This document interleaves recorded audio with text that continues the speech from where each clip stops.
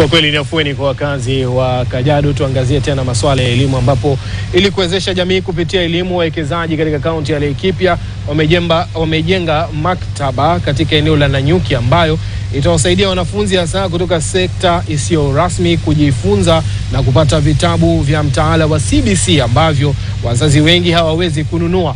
Akizungumza wakati wa uzinduzi, gavana wa Laikipia Joshua Irungu alipongeza wakfu wa AMG ambao ulijenga maktaba hiyo na kuwataka wanafunzi kuitumikia kikamilifu wakati wa msimu wa likizo.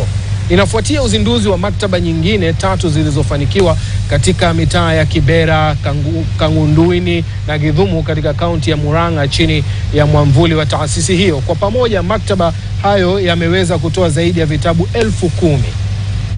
Maktaba ya 4 hapa Majengo Nanyuki. Na kitu ya kwanza ningetaka kuwashukuru wateja wetu wa kampuni ya AMG Realtors Limited, na jambo lingine ningetaka kueleza sababu ya kuweza kufungua hizi libraries. Kitu cha kwanza, tunafahamu kuwa elimu ndio inasawazisha ama ndio the great equalizer. Wameweza kuileta na kuiwekeza hapa na kutengeneza a community library service ile iko hapa ikiwa na kompyuta zaidi ya 30 na iko na vitabu zaidi ya 5,000 na tena imejengwa katikati ya slums zetu za Majengo, na kwa hivyo ni kitu ya muhimu sana. Hii ni yetu ya 4 lakini ndio kubwa sana katika zote.